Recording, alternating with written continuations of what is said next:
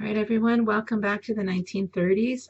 The first video, we talked about how Americans met the struggles of the Depression with responses of realism and surrealism. Today, we're going to start off with racism, which, of course, is a very, very sad topic. We're going to look at some of the primary sources. And then we're also going to look at cynicism and escapism. And those are going to be with the gangsters of the 30s. And we're going to look at how different they were from the 20s gangsters. And then also, we're going to look at a lot of forms of entertainment, because people definitely used entertainment to deal with the struggles of the Depression. So last time we dealt with stock market crash in 1929, President Hoover versus FDR, Franklin Delano Roosevelt, and what their different responses were. Eleanor, FDR's wife, would talk again about realism and surrealism. So today again, race relations, cynicism, escapism. Okay, so as we know from our discussion about Reconstruction, and later we have Plessy versus Ferguson, where it was decided by the Supreme Court that separate is equal, separate can be equal, which obviously you can tell from this water fountain, not at all, but we definitely get segregation. So before we go on to the other slides, I want to go over some of the social rules going on in the South. So these were things that were understood by both races. And they're going to definitely come up later on, again, some of these social rules. They're not necessarily, written in law, but people knew about these. And if African Americans trespassed on any of this, it could lead to lynching, to be honest. Okay, so for example, a really important one that we'll talk about later, but African Americans should never be called Mr., Mrs., or Miss by whites. So whites would call the African Americans by their first name, and African Americans needed to call whites by Mr., Mrs., or Miss. Unless an African American was a professor, then he could be called, or like a teacher, they could be called professor, or a doctor, he could be called doctor. Okay, African Americans and whites should also never eat together at the same table. Again, this is not a legal, law, but it was just understood. And the only exceptions would be if they went fishing together, or if they all were teachers, then they could sit like with tea on their laps, but they're not necessarily eating together. African Americans were not allowed to try on things in stores. And if you ever see the movie called The Green Book, they do talk about that. African Americans needed to go into the back door. On the bus, if and we're going to talk about this in a minute, but in the bus, if a white person is standing, then and an African American is sitting, then they need to switch places. Also, you can see with segregation here, we're going to talk about that, with the 60s, 50s, 60s with Rosa Parks. But what would happen if you're African American and you want to get on a bus is you would pay in the front door, and then you would have to go outside and go back into the back door. So, of course, what bus drivers could do, and we'll see this with Rosa Parks, is they could just drive off. So keep that in mind. And these are some of the other ridiculous things going on during segregation. So I guess these people don't like money very much because they wash for white people only. This is what a school classroom would look like for an African American child. So, I don't even know how many books you can see, probably just a couple, and the teacher must be so overwhelmed, but kids are so cute, all dressed up. But this is a situation that they're dealing with. I've heard stories of them having to go, the kids having to go across the street to like a Cabbage Patch and get their lunch that way, and having to walk by several white schools on train tracks, walking, and then the white school buses, throwing things at the kids. Just really horrible stories, getting books after the white kids have used them. This is a super ridiculous situation here. This gentleman, George McLaren, wants to go to college, but because of segregation, since it's 1948, he has to sit in a separate room. So again, really, really stupid stuff. And here's another stupid one. No white people allowed in zoo today. So just African Americans that day, and then, maybe the other 6 days the whites get to go. I don't know. Okay, so one of the stories that I want you to take a look at is called Ethics of Jim Crow. And what happens, if you get a chance to read it, maybe you've read it already, but the writer is named Richard Wright. And there's some really famous people writing during this time. Ralph Ellison, Richard Wright, James Baldwin. And Richard Wright tells a story where he goes into a workplace and he wants to progress. So he is trying to learn new skills. And these two white guys are really angry at him for wanting to do well. So what they do is they corner him, and they say that he did not call Pease Mr. Pease. He called him Pease. So Richard, Mr. Morey here tells me you called me Pease. So what's Richard's choice? Either saying, you're a liar, which he would get beat up for. I did call him Mr. Pease, or saying, well, okay, you're right. I don't want to get beat up, so I'll just tell you what you want to hear, that I did call you Pease. Well, either way, he's going to be in trouble, right, with these guys that don't want him to progress. So what happens in the story is he gets cornered. He runs out of there. He goes home and tells his family, thinking his family is going to be sympathetic. But his family says, how stupid are you that you're trying to progress in your job? So anyways, it's a pretty sad situation. But that's the ethics of Jim Crow. Another really worst situation was the Scottsboro trial. So here, look at all these young boys. They're ages 13 to 20. And what happens is they were on this train and they got in a fight with some white boys. So the white boys were kicked off of the train, and the white boys phoned ahead when the African-American boys were going to hit this other station. And the group of the white boys claimed they were attacked by a group of African-American boys ages 13 to 20.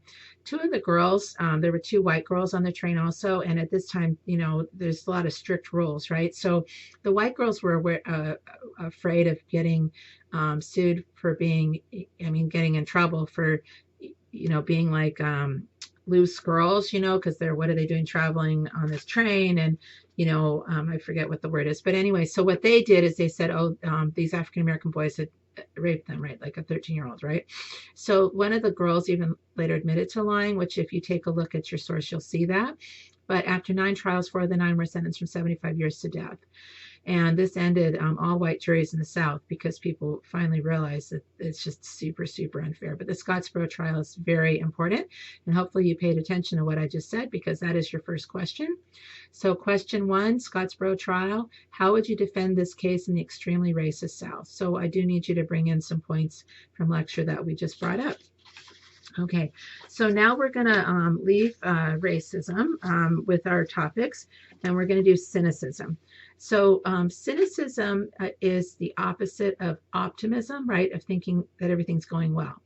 And what we're going to talk about is how with the gangsters and with the movies and with other situations, people are saying, we can't do things the legitimate way because things are so messed up right now. We need to do things our own way. So I'm going to do the same thing where I'm going to give you a chart, and I need you to point out 5 characteristics. A lot of you said, more than a few, they're all men. Well, that's not the case this time. And please look at the chart and only do things on the chart, okay? But here's a famous one, Pretty Boy Floyd. And think, do you think he called himself that? Do you think he liked that nickname? Or Babyface Nelson, do you think he liked the nickname? Who gave him these nicknames? Machine Gun Kelly, he probably liked that one. Bonnie and Clyde were during this time.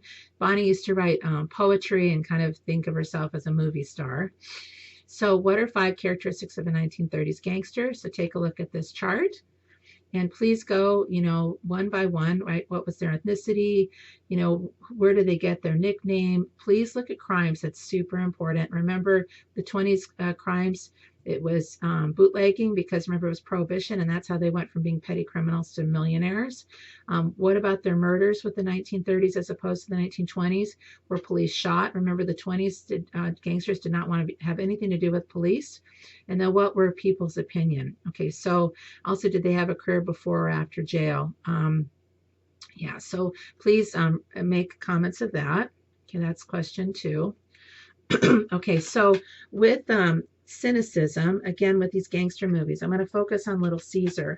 So Little Caesar is a very famous 1930s gangster movie. It's kind of one of the first ones. And what's kind of neat about this time period is we have sound finally. So we're going to be able to hear, machine guns and squealing of tires. You remember everybody's taking off in their cars. We also have the Hays Code, where they're not allowed to show murders. They're not allowed to show sex. So the stories get a lot more complicated and just more interesting. But what happens is Little Caesar is a criminal, and there's a scene that I usually show if we were in class where his friend says, I want to dance, I want to be with women, and Edward G. Robinson as a criminal says, what, I want to be somebody, I don't want to dance, I don't want to be with girls, I want to be somebody. So think about how that's kind of an American principle, right? and he's not going to do it through legitimate means because the 30s, again, are very difficult with the Depression. So gangsters are doing this through illegitimate means. And that actually is going to go to your next question. So what is cynicism and how are gangster movies examples? So hopefully, again, you're paying attention. Hopefully you got my strategy. Okay, so another example of cynicism is War of the Worlds, and this is a really important event for you to know about. So the guy to the left is Orson Welles, and he is also known for doing the most popular movie, probably a lot of people say the best movie, Citizen Kane. But what he did in this is he made an announcement early on in this radio broadcast that he was going to do this kind of drama, but most people didn't hear his announcement. So what happens is he's playing music, and then all of a sudden what he says, what you hear is, good heavens, something's wriggling out of the shadow like a gray snake. Now it's another and another. They look like tentacles to me. There I can see the thing's body. It's large as a bear and glistens like wet leather. But that face, it's indescribable. I can hardly force myself to keep looking at it. The eyes are black and gleam like a serpent. The mouth is V-shaped with saliva dripping from its rimless lips that seem to quiver and pulsate. So what they're talking about is that we have an invasion of aliens. And people believed it. Now, I know we're going to laugh at them, but I want you to think about our present day situations like with catfishing, right? Where people can do whatever they want over the internet, and we believe who they are, that they're, look like a movie star and they're interested in us, so we can, we're suckers too, right? We fall for stuff too. But what I need you to know, and it's going to be for a question that you're going to get in a minute, is that people have heard things over the radio. The radio is new to them, just like, the internet's not that new, but kind of similar, where we believe pretty much, what we see over it or hear over it.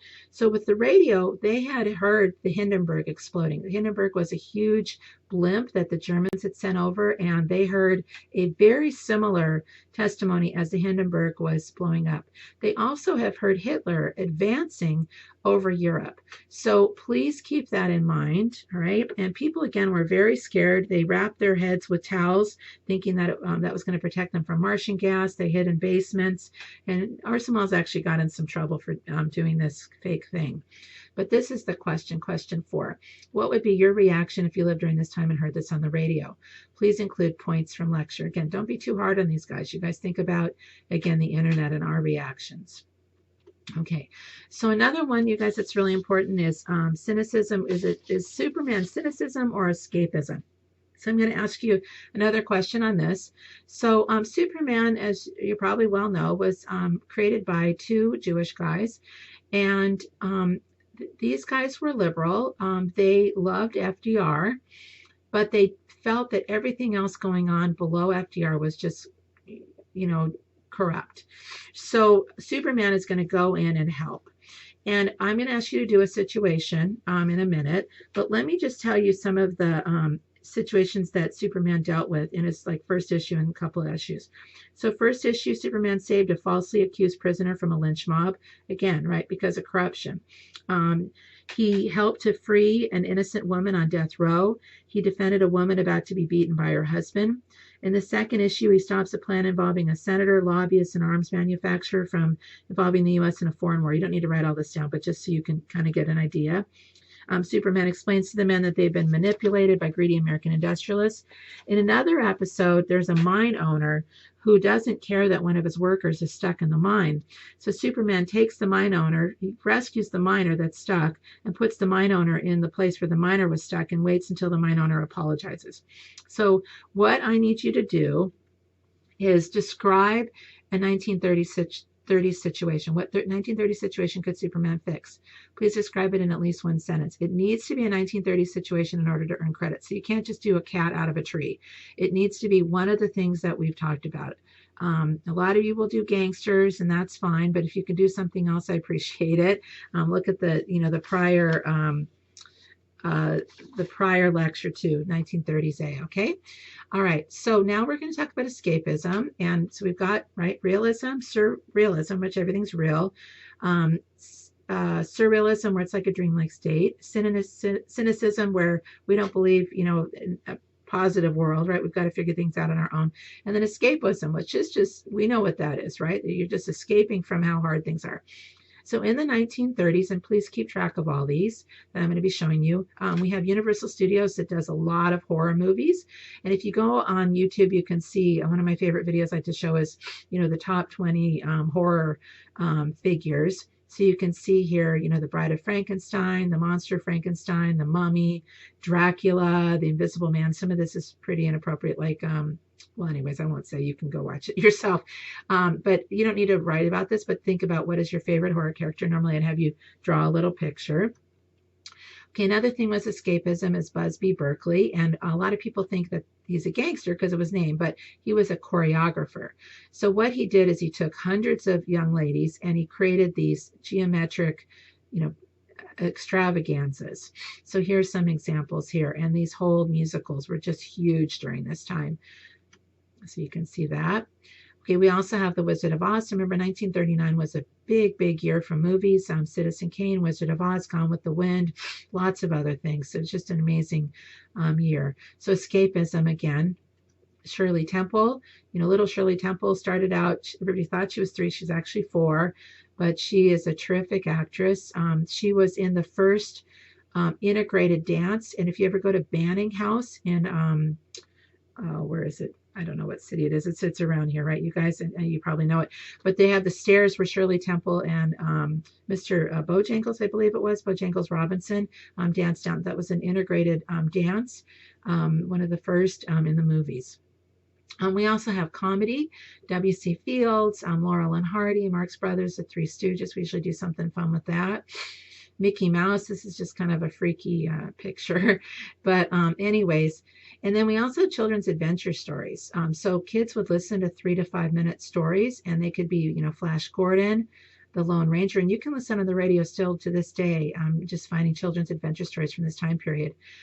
Radio Orphan Annie, that's a big one. If you ever see I think it's a Christmas Story, that's a lot of fun, about Orphan Annie and the premiums that you can get. So that's also something that we normally do is if you send in a box top and a dime, like a cereal brand or something that they are that's sponsoring this, you can get, Tom Mix little ring or a telescope, a rocket parachute. All right, so my question is, this should just be a fun one, is what's your favorite form of escapism from this period and why?